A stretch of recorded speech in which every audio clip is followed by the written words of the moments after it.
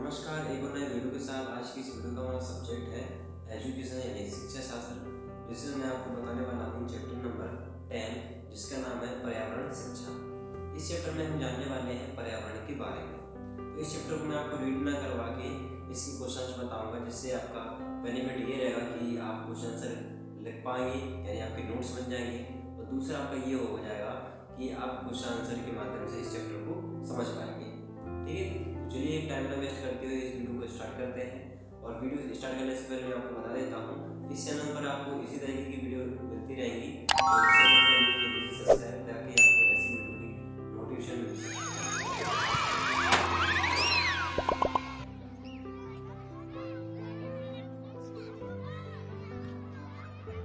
इस चैप्टर के सबसे पहले हम अति लघु उत्तरीय जानने वाले हैं। इसका पहला प्रश्न है, पर्यावरण के भिन्न भिन्न मंडल कौन कौन से हैं? तो इसके निम्नलिखित मंडल हैं। पहला है स्थल मंडल, दूसरा है वायुमंडल, तीसरा है जलमंडल और चौथा है जैव मंडल। ये हमने 6-7 क्लास में जरूर पढ़ा होगा। ठीक है, पर्यावरण मंडल के बारे में। दूसरा प्रश्न है, पर्यावरण के प्रमुख प्रकार लिखिए। तो पर्यावरण के मुख्य इसमें 3 प्रकार लिखे हुए हैं। पहला है भौतिक या प्राकृतिक पर्यावरण, दूसरा है सामाजिक एवं सांस्कृतिक पर्यावरण, तीसरा है मनोवैज्ञानिक पर्यावरण। ठीक है, अगला है पर्यावरण सुरक्षा अधिनियम किस वर्ष पारित किया गया?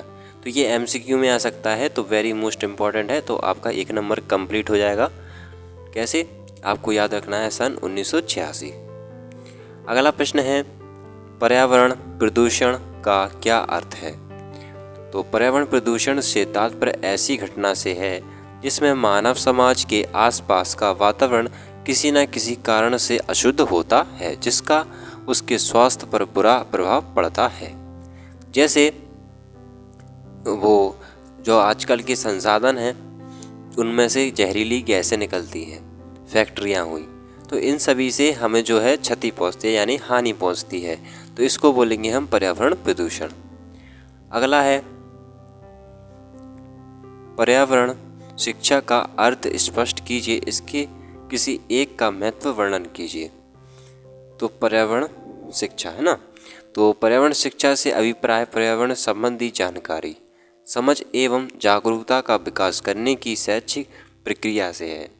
पर्यावरण शिक्षा का महत्व पर्यावरण संरक्षण और सुधार के कार्यों में सहयोग हेतु प्रेरित करना है। पर्यावरण संरक्षण, यहाँ में एक शब्द आया ये, इसका मतलब होता है जो पर्यावरण की संसाधन है उसको हमें बचा कर रखना है और सदुपयोग करना है, ना कि उन्हें दोहन करना है, मतलब कि बर्बाद नहीं करना है। अगला प्रश्न है, प्रदूषण की समस्या के निराकरण के लिए 2 उपायों का वर्णन। अब जो पर्यावरण प्रदूषण हो रहा है उसको हम कैसे रोक सकते हैं? पहला तो है, रिहायशी और औद्योगिक इलाकों में बड़े पैमाने पर वृक्षारोपण तथा उनका संरक्षण किया जाए। इसमें जो शब्द आया है वृक्षारोपण, इससे ये तात्पर्य होता है कि वृक्ष को लगाना, ठीक है, उसकी देखरेख करना। तो इससे बेनिफिट ये रहता है कि जो वृक्ष कार्य करता है, कार्बन डाई यानी जो जहरीली गैस हैं उनको अवशोषित कर लेता है, यानी ग्रहण कर लेता है, और O2 यानी ऑक्सीजन को छोड़ता है, जो ऑक्सीजन हमारे लिए लाभदायक होती है। ठीक है, तो ये चीज़ है। दूसरा है, सभी बड़ी नदियों को प्रदूषण मुक्त करने का प्रयास किया जाए। अब आप देखोगे कहीं कहीं नदियों में नालों का पानी मिक्स कर दिया जा रहा है, उनमें कचरा भी काफ़ी ज़्यादा बहता हुआ जा रहा है, तो इससे कई सारी बीमारियां फैलती हैं और कहीं ना कहीं हमारे लिए हानिकारक होती हैं। ठीक है, तो ये हमारे दो इसके उपाय हो गए हैं। ठीक है, इसको हम सुधारें जिससे कि प्रदूषण को रोक सकें। अगला है, पर्यावरण शिक्षा से क्या अभिप्राय है? तो पर्यावरण शिक्षा का तात्पर्य उस शिक्षा से है जिसमें मनुष्य अपने को संपूर्ण भौतिक व्यवस्था के अंग के रूप में देखे और मनुष्य एवं पर्यावरण के मध्य तत्परता की आवश्यकता को समझे। तो इसमें बताया गया है कि पर्यावरण शिक्षा के माध्यम से जो मानव है और पर्यावरण उसका घटित जटिल कह सकते हैं, जटिल संबंध बन सके। ठीक है, अगला प्रश्न है, प्रदूषण की समस्या के निराकरण के लिए 2 उपाय। देखिए वही फिर से आ गया है। और दूसरा इसी प्रकार से पूछा जा सकता है, जैसे कि यहाँ पर लिखा है, प्रदूषण की समस्या के समाधान के 2 उपायों का वर्णन कीजिए। तो इसमें वही हो जाएगा, ठीक है। और बना के भी लिख सकते हैं आप, ऐसा नहीं है केवल यही लिखें किताबी भाषा। अगला प्रश्न है, प्रदूषण का क्या अर्थ है। तो प्रदूषण का अर्थ समझते हैं इसमें। मनुष्य जब प्रकृति के साथ छेड़खानी करता है तथा उसमें असंतुलन उत्पन्न होता है, जिसका प्रभाव मानव जीवन पर बुरा पड़ता है। प्रदूषण वायु, जल एवं स्थल की भौतिक, रासायनिक एवं जैविक विशेषताओं का वह अवांछनीय परिवर्तन है जो मनुष्य और उसके लिए लाभदायक दूसरे जंतुओं, पौधों, औद्योगिक संस्थाओं तथा दूसरे कच्चे माल इत्यादि को किसी भी रूप में हानि पहुंचाता है। ठीक है, तो आपको समझ में आ गया होगा प्रदूषण का अर्थ। अब प्रदूषण में होता क्या है, बेसिकली जैसे कि मानव है, मानव ने अपने आवश्यकता अनुसार किसी चीज़ का निर्माण किया। अब उस चीज़ से किसी दूसरे जीव को हानि पहुंच रही है। मतलब कहने को अर्थ मैं आपको बताना चाहूँगा, पेड़ पौधे को हम काट देते हैं अपने घर मकान बनाने के लिए। रहने के लिए हम घर मकान तो बनाते हैं, हमारे लिए तो सुविधा हो जाती है, लेकिन जो बाकी जीव है उनकी असुविधा हो जाती है। जैसे बर्ड्स हुई है ना, कुछ ऐसे पक्षी होते हैं और ऐसे कुछ जीव होते हैं छोटे बड़े, तो उनके लिए हानि हो जाती है क्योंकि उनके लिए रहने के लिए स्थान नहीं बचता है। ठीक है, तो यही चीज़ बताया गया है। अगला है, पर्यावरण शिक्षा के माध्यम से किस समस्या को दूर किया जा सकता है। पहला तो है जैसे यहाँ पर पर्यावरण शिक्षा के माध्यम से किस समस्या को दूर, तो इसमें एक शब्द का ही आंसर है, पर्यावरण शिक्षा के माध्यम से पर्यावरण प्रदूषण की समस्या को दूर किया जा सकता है। अगला प्रश्न है, पर्यावरण प्रदूषण के विभिन्न प्रकारों का वर्णन। तो ये बहुत ही मोस्ट इम्पोर्टेंट क्वेश्चन है। अभी इसको हम लघु में भी जानेंगे। तो अति लघु है तो इसमें केवल हमें नाम लिखना है। तो पहला हो गया वायु प्रदूषण, दूसरा हो गया जल प्रदूषण, तीसरा हो गया ध्वनि प्रदूषण, चौथा हो गया मृदा प्रदूषण, पांचवा है रेडियोधर्मी प्रदूषण। अगला प्रश्न है, पर्यावरण शिक्षा के क्या लक्ष्य हैं। पर्यावरण शिक्षा का लक्ष्य पृथ्वी पर रहने वाले प्राणी जगत को उस पर आने वाली संभावित विविधताओं, यहाँ पर इसको काट करके ये लिख लीजिए, इसको काट कर हम लिख सकते हैं विपत्ति। ठीक है, विपत्ति से तथा उन्हें सुखमय जीवन देने का प्रयास करना। अगला प्रश्न है, पर्यावरण का क्या महत्व है। पहला है, पर्यावरण की सत्य और तथ्यात्मक जानकारी देना। दूसरा है, समस्याओं का हल खोजना। तीसरा है, पर्यावरण संरक्षण और सुधार के कार्यों में सहयोग हेतु प्रेरित करना। चौथा है, भावी पीढ़ी के भविष्य को समझकर ही कार्य को करने की समझ देना। तो ये हमारा पर्यावरण का महत्व हो गया। अगला है, ध्वनि प्रदूषण से क्या हानियाँ होती हैं। अभी हमने जाना था प्रकार में, तो वही आ गया प्रश्न।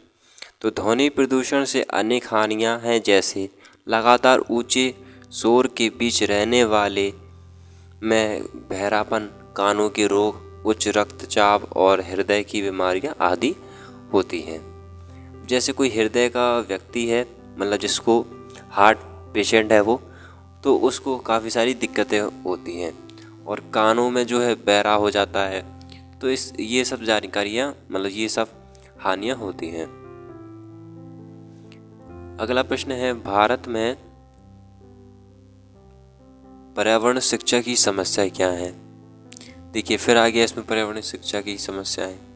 अच्छा, ये समस्याएं वो हमने प्रदूषण जाना था, तो इसमें देखिए पहला है, भारत में पर्यावरण के प्रति जागरूकता का अभाव। मतलब पर्यावरण के बारे में केवल लोगों को सुना है, लोगों ने इसकी जानकारी के बारे में नहीं पढ़ा है। ठीक है। दूसरा है, भारत में विद्यालयों में पर्यावरण शिक्षा को विशेष महत्व नहीं दिया जा रहा है। कोई समझते हैं कि ये जो चैप्टर है ठीक है, मतलब कि इसको हमें पढ़ना है और फिर एग्ज़ाम में लिखना है, बल्कि इसका कहने का अर्थ ये है कि इसको पढ़कर समझकर हमें अपने पर्यावरण से जुड़ना है, अपने आसपास के वातावरण को शुद्ध बनाना है। ठीक है, इससे ये चीज़ है। अगला प्रश्न है, पर्यावरण शिक्षा की आवश्यकता पर प्रकाश डालिए। पहला है, पर्यावरण शिक्षा के माध्यम से बालकों को अपने पर्यावरण के बचाव के बारे में जानकारी प्रदान की जाती है। दूसरा है, सौर मंडल में केवल पृथ्वी ही एक ऐसा ग्रह है जिस पर जीवन है। इसको पर्यावरण प्रदूषण से मुक्त रखते हुए इसे नष्ट होने से बचाना है तथा उस पर बसने वाले प्राणी मात्र को सुखमय जीवन का उपलब्ध कराना है। ठीक है, तो ये उद्देश्य हो गया पर्यावरण शिक्षा। अगला है, पर्यावरण का शाब्दिक अर्थ बताइए। अब हम जान तो रहे हैं पर्यावरण के बारे में, लेकिन हमें इस शब्द का मतलब नहीं पता है, इसका मतलब होता क्या है।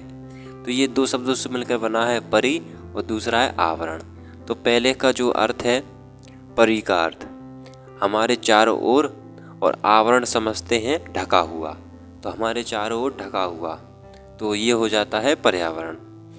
अगला है, अब जो है लघु हमारे प्रश्न स्टार्ट हो गए हैं।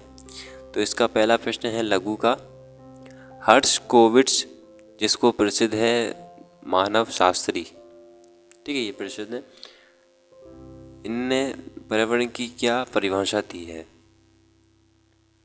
तो इन्हीं के अनुसार, मतलब जो मानव शास्त्री है प्रसिद्ध, इन्हीं के अनुसार पर्यावरण उन समस्त भारी दशाओं प्रभावों का योग है जो प्राणी के जीवन और विकास को प्रभावित करता है, अर्थात मनुष्य के चारों ओर व्याप्त प्रकृति, जलवायु एवं अन्य घटक जो उसके जीवन को प्रभावित करते हैं, जो जीवों को प्रभावित करते हैं, मतलब कि हानियाँ पहुँचाते हैं, कुछ शुद्ध वातावरण भी प्रदान करते हैं। तो ये हो जाता है पर्यावरण। दूसरा है जैव मंडल का वर्णन। तो जैव मंडल पर्यावरण के उस मंडल में सम्मिलित है जो सबसे महत्वपूर्ण है। इसको अंग्रेजी में बायोस्फीयर कहते हैं। यह जैव मंडल का चौथा क्षेत्र है। इस मंडल में वनस्पति, इसके प्रकार, विशेषताएं व वितरण सम्मिलित हैं। विशेष प्रकार के जीव जंतु, मनुष्य, वनस्पति व जीव जंतु का आपसी संबंध, पर्यावरण का संतुलन, उससे संबंधित समस्याएं, उनके निराकरण के उपाय आदि पर्यावरण के इस मंडल में सम्मिलित हैं। क्योंकि जीवन से जुड़ी हुई प्रत्येक घटना, व्यक्ति की मूलभूत आवश्यकताएं आदि इसी मंडल में पूर्ण होती हैं। ठीक है, तो जैव मंडल में जीव आ जाते हैं। अगला प्रश्न है, पर्यावरण प्रदूषण को कम करने में वृक्षों की क्या भूमिका है। तो जैसे कि आपने बायो क्लास में पढ़ा होगा कि वृक्ष क्या कार्य करते हैं। वृक्षों का कार्य होता है, जो बेकार गैस होती हैं जिसको हम छोड़ते हैं कार्बन डाइऑक्साइड, उसको वह ग्रहण कर लेता है वृक्ष। ठीक है, और वह मतलब कन्वर्ट कर देता है ऑक्सीजन में, तो ऑक्सीजन वह छोड़ता है, और ऑक्सीजन हमें ज़रूरत होती है ऑक्सीजन की। तो ये कार्य होता है वृक्षों का। तो देखिए इसमें आंसर में जान लेते हैं। वृक्ष हमारे लिए अति आवश्यक है क्योंकि वृक्ष के अंदर एक साथ कई गुणों का समावेश होता है। प्रकृति को संतुलन बनाए रखने के लिए, प्रदूषण को प्रकृति से कम करने के लिए, सूर्य से आने वाली तीव्रता को कम करने के लिए, वायु के प्रसार के लिए, भूमि के जल स्तर बढ़ाने के लिए वृक्ष का होना अति आवश्यक है। तो ना केवल ये जो वृक्ष है ऑक्सीजन देता है, बल्कि हमें फल देता है, और सूर्य से जो तीव्र किरण निकलती है उससे हमें बचाता है, हमें छाया देता है, और जो जल का स्तर कम हो जाता है उसको भी ये बढ़ाता है। ठीक है, वृक्षों से आपने सुना होगा कि जो बादल होते हैं वो भी प्रभावित होते हैं, जिससे बहुत ही ज़्यादा वर्षा होती है। ठीक है, तो इससे जल का स्तर बढ़ता है। आगे है सीखे, एक ही वृक्ष कई प्रकार के प्रदूषण को प्रकृति से मुक्त करने के लिए बहुत है। इसके अलावा कार्बन डाइऑक्साइड का अवशोषण एवं ऑक्सीजन का उत्सर्जन यानी निकलना, दूसरा इसमें बताया जलवायु का संतुलन बनाए रखना आदि। तो ये कार्य करता है एक वृक्ष। तो ज़्यादा से ज़्यादा हो सके कि आप जो है अपने घर के आसपास 1 या 2 पेड़ जरूर लगाएं। ठीक है। अगला प्रश्न है प्रदूषण रोकने के भिन्न भिन्न उपायों की विवेचना कीजिए। अब प्रदूषण को हम किस प्रकार से रोक सकते हैं, इस प्रश्न को हम बनाकर भी लिख सकते हैं जो हमारे आसपास हो रहा है। जैसे वर्तमान में संसाधन काफ़ी ज़्यादा हो गए हैं, फैक्ट्रियाँ हो गई हैं, है ना, और नदियों में कई सारा कचरा भी जा रहा है। तो कई सारी ऐसी चीज़ें हैं जिनको हम यहाँ पर बना कर लिख सकते हैं, तो ये हो जाएगा। ठीक है। तो अगला हम जान लेते हैं, वैसे ये लिखा भी है, इसको भी आप लिख सकते हैं, ये भी अच्छी लैंग्वेज है, समझने लायक। अगला प्रश्न है यहाँ से, पर्यावरण प्रदूषण से आप क्या समझते हैं, इसके कारणों की व्याख्या कीजिए। एक प्रश्न तो ये हो गया। अब यही प्रश्न आ सकता है घुमा फिरा कर, तो यहाँ पर लिखा है अथवा। दूसरा प्रश्न ये हो गया, प्रदूषण का अर्थ स्पष्ट कीजिए, वायु प्रदूषण के कारणों का वर्णन कीजिए। चलिए तो इसको समझते हैं हम। प्रदूषण का अर्थ है खराब हो जाना, अतः प्रदूषण का शाब्दिक अर्थ हुआ दूषित या खराब हो जाना।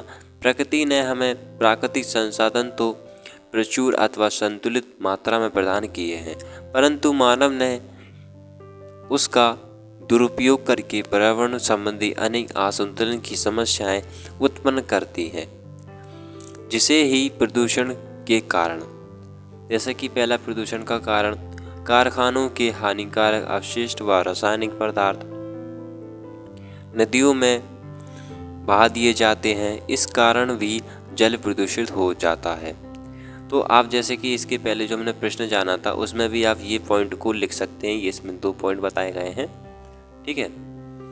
तो उसी से मिलता जुलता भी ये भी प्रश्न है।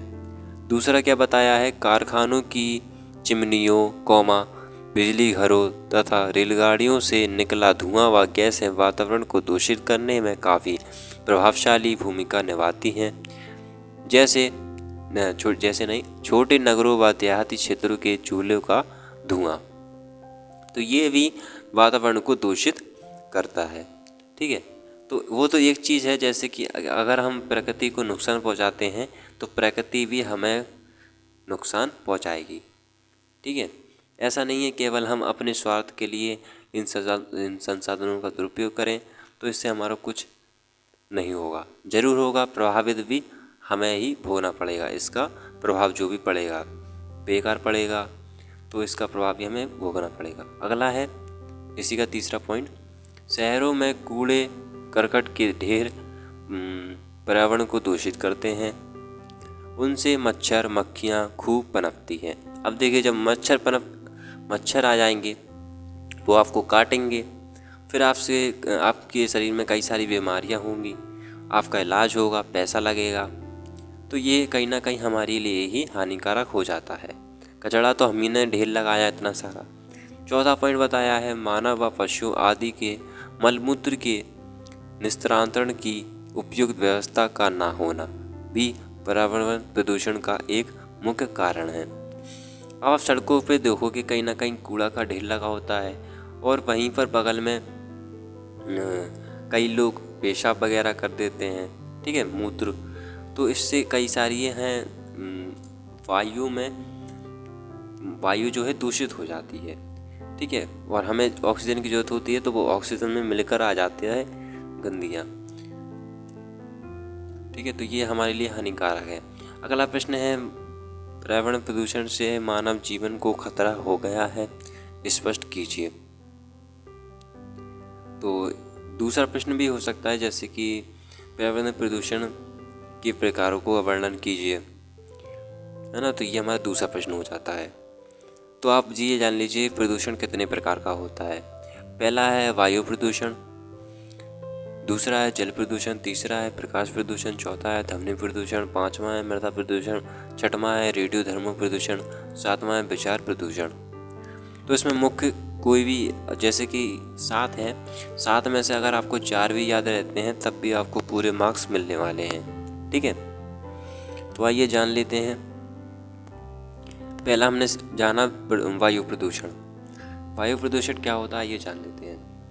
जब हवा में सल्फर डाइऑक्साइड, अमोनिया किस में होता है पता है आपको? जब आप पेशाब करते हैं तो उसमें से अमोनिया हो जाता है, अमोनिया बन जाता है वो बाद में। ठीक है, तो ये काफ़ी ज़्यादा हानिकारक होता है हमारे शरीर के लिए। आगे है carbon dioxide, nitrogen, hydrogen sulphide, carbon monoxide, धूल, धुआं और कारखानों की विषैली गैस अधिक होती है तो मनुष्य को सांस लेने में कठिनाई होती है, फेफड़ों की बीमारियां हो जाती हैं। ठीक है, तो ये हानि हो गई। दूसरा, जल प्रदूषण। नदियों से शहर के सिविल लाइन और नलों का गंदा पानी, कारखानों का कचरा और रसायन, चूना, खरपतवार, धूल, कटी पाइप लाइन में नालों की गंदगी, पशुओं के मलमूत्र विसर्जन की गंदगी तथा उसी प्रकार की अन्य कारणों से जल प्रदूषण होकर पीने योग्य नहीं रहता। तीसरा है प्रकाश प्रदूषण। शहरों के बड़े बाजारों, चौराहों, विवाह स्थलों, जलसों आदि में बहुत तेज रोशनी की जाती है, जिससे दीर्घकालीन प्रभाव से आँखों में बीमारियां हो जाती हैं। चौथा बताया है ध्वनि प्रदूषण। घनी बस्तियों में मनुष्य के शोर, truck, car, tempo, DJ, rail के इंजनों के हॉर्न, कारखानों में मशीनों का शोर, शादी में बैंड बाजों का शोर। ठीक है, और यहाँ पर बताया गया है 85 डेसिबल से अधिक तीव्रता वाला हो जाता है। लगातार ऊंचे शोर के बीच रहने वालों में बहरापन, कान के रोग, उच्च रक्तचाप और हृदय की बीमारियां हो जाती हैं। पांचवा है मृदा प्रदूषण। खेतों में रासायनिक खादों का प्रयोग, बागों के फलदार वृक्षों और पौधों पर कीटनाशक दवाओं का छिड़काव तथा यूरिया और रसायनों के प्रयोग से मिट्टी और भूमि प्रदूषित होकर विषैली हो जाती है और उसमें उगाया गया अनाज भी विषैला हो जाता है। तो ये मृदा प्रदूषण हो गया। छठवां है रेडियो धर्मो प्रदूषण। रेडियो धर्मो खनिजों की खुदाई, आणविक विस्फोट, युद्ध, और यहाँ पर लिखा है प्रक्षेपास्त्रों के प्रयोग से वायुमंडल में रेडियो धर्मो तरंगों का प्रदूषण वृक्षों, पशुओं, मनुष्य में घातक रोग उत्पन्न करते हैं तथा अनाज और खाद्य पदार्थों को प्रदूषित करते हैं। तो इसमें ये बताया गया है रेडियो धर्मो मतलब कि जो आजकल चल रहे हैं फ़ोन वगैरह है ना, और टावर लग जाते हैं कहीं कहीं, तो ये भी कहीं ना कहीं हानि पहुंचाते हैं। सातवां है विचार प्रदूषण। ये क्या है? तो ये आपने जाना होगा कि वैज्ञानिकों के अनुसार विचारों से उत्पन्न ऊर्जा सबसे तेज होती है। विचार दो प्रकार के होते हैं, पहला है सकारात्मक, दूसरा है नकारात्मक। सकारात्मक विचार दो प्रकार के होते हैं, सकारात्मक एवं नकारात्मक। सकारात्मक विचार की तरंगें पर्यावरण को सुखद बनाती हैं। नकारात्मक विचार जैसे क्रोध, घृणा, ईर्ष्या, लालच, स्वार्थपरता, झूठ, धोखाधड़ी, निंदा, शत्रुता पर्यावरण को प्रदूषित करती है। ठीक है, तो ये हो गया। अगला प्रश्न है पर्यावरण शिक्षा को विद्यालय पाठ्यचर्या में स्थान मिलना चाहिए। ये प्रश्न है, तो इस पर आप क्या लिखेंगे या इसमें क्या आप टिप्पणी लिखना चाहेंगे?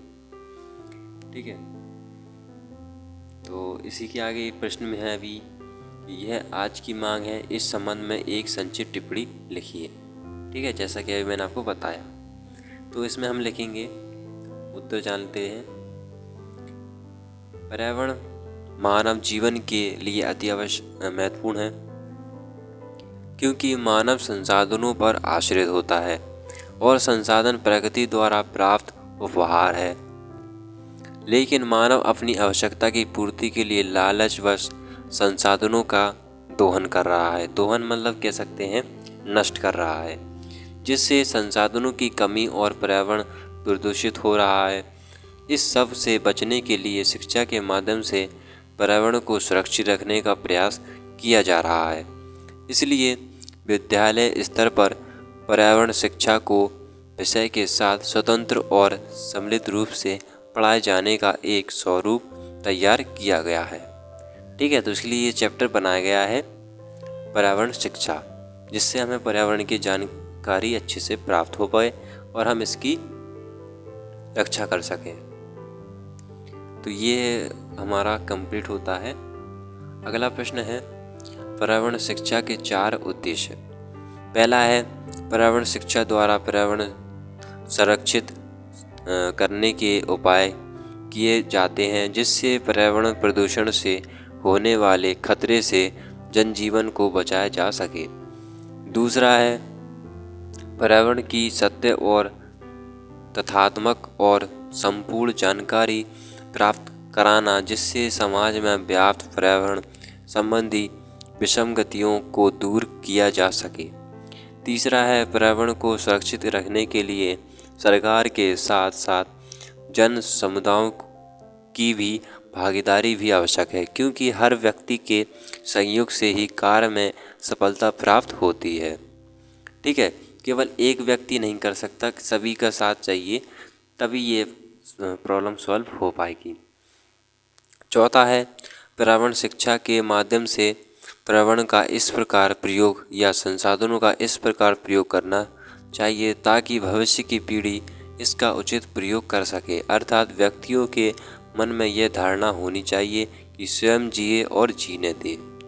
ठीक है, ऐसा नहीं होना चाहिए कि आपने संसाधन जो है पूरे नष्ट कर दिए हैं, आप जल का दुरुपयोग कर रहे हैं, मतलब कि जल को इसी तरीके से बहा रहे हैं, वेस्ट कर रहे हैं, तो कहीं ना कहीं ये आगे चल के आपकी पीढ़ी इसका लाभ ना ले पाए। आपने तो ले लिया, लेकिन आपके जो बच्चे हैं उनने इसका लाभ ना ले पाए।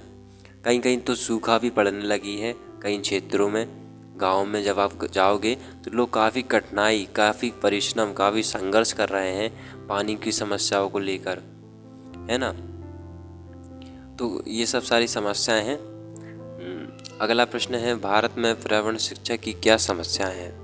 पहला है पर्यावरण शिक्षा की सबसे बड़ी समस्या दिन प्रतिदिन बढ़ती हुई जनसंख्या, क्योंकि जनसंख्या का स्तर बढ़ने से संसाधनों की कमी होना प्रारंभ हो जाती है और वातावरण प्रदूषण हो जाता है। दूसरा है बड़े बड़े उद्योगों को स्थापित होने से पर्यावरण में वायु, जल व ध्वनि तीनों प्रकार के प्रदूषण उत्पन्न होने लगते हैं, जिससे जन समुदायों को खतरा उत्पन्न होने लगता है, जिससे फेफड़े संबंधी बीमारियां, कैंसर आदि होने लगती हैं। तीसरा है वर्तमान बढ़ते हुए परिवहन, जिसके संचालन में डीजल, पेट्रोल आदि का प्रयोग किया जा रहा है, जिसके फलस्वरूप CO2 और CO2 मतलब कहा जाए कार्बन डाइऑक्साइड और ऑक्सीजन की कमी हो रही है। अगला प्रश्न है पर्यावरण प्रदूषण को रोकने में ओजोन परत की भूमिका बताइए। तो ये भी बहुत ही महत्वपूर्ण क्वेश्चन है। ओजोन परत क्या होता है ये समझते हैं। ओजोन परत वायुमंडल स्थित ओजोन गैस का एक आवरण है। यह आवरण सूर्य से निकलने वाली परावैंगनी किरणों को पृथ्वी पर आने से रोकती है। अब जो परावैंगनी किरणें हैं वो हानिकारक होती है, तो उसी को रोकती है ओजोन परत। ओजोन परत यदि ना होती तब सूर्य से निकलने वाली परावैंगनी किरणें, जिसमें उपस्थित अल्फा, बीटा, गामा किरणें मनुष्य की प्रतिरोधक क्षमता को कम कर देती है। प्रतिवर्ष 16 सितंबर को ओजोन परत के संरक्षण के उद्देश्य से विश्व ओजोन दिवस के रूप में मनाया जाता है। ठीक है, तो ओजोन के रूप में भी हम इस दिवस को मनाते हैं। लेकिन मनुष्य अपनी आवश्यकता पूर्ति के लिए, सुख सुविधा के लिए AC, फ्रिज का प्रयोग कर रहा है। इसी के साथ वाहनों से निकलने वाला धुआं, AC से निकलने वाली फ्यून गैस ओजोन परत में छिद्र कर रही है, जिससे सूर्य से निकलने वाली पराबैंगनी किरणें वायु में मिश्रित हो रही है। चर्म रोग, कैंसर, हार्ट अटैक, अन्य गंभीर बीमारियों का शिकार हो रहा है। इसलिए ओजोन परत हमारे लिए महत्वपूर्ण है, लेकिन उसका संरक्षण भी आवश्यक है। ठीक है, तो इसमें ये बताया गया है कि जो ओजोन परत है वो हमारे क्षेत्र को क्या करती है, रक्षा करती है। तो अब हम ऐसा क्या काम करते हैं जिससे कि ये इसमें हानियाँ हमें हो जाती है। हम क्या करते हैं, अपनी सुख सुविधा के लिए फ्रिज का यूज़ करते हैं, और दूसरा है एसी, जिससे हम जो है ठंडी हवा तो हमारे लिए आती है, लेकिन वातावरण जो है दूषित होने लगता है। तो आपने देखा होगा कई कई अफवाह उड़ जाती है कि वायु मतलब जो है हवा जो है गलत चल रही है, अचानक किसी को हार्ट अटैक आ गया, अचानक किसी को लकवा मार गया, अचानक किसी को कैंसर हो गया, मतलब कुछ ना कुछ रोग हो जाता है। तो ये अचानक हो जाता है तो इसका कारण यही है, क्योंकि हमें जानकारी नहीं होती है तो हम इसमें अफवाह में आ जाते हैं, क्योंकि कुछ चक्कर वगैरह इन सब चीज़ों से जूझ जाते हैं, क्योंकि हमें इन सब की जानकारी नहीं होती है। अब ये जानकारी हमें कैसे होगी, जब हम पर्यावरण शिक्षा के बारे में जान पाएंगे। तो ये हमने चैप्टर में ये सीखा, बहुत ही इंटरेस्टिंग चैप्टर है ये।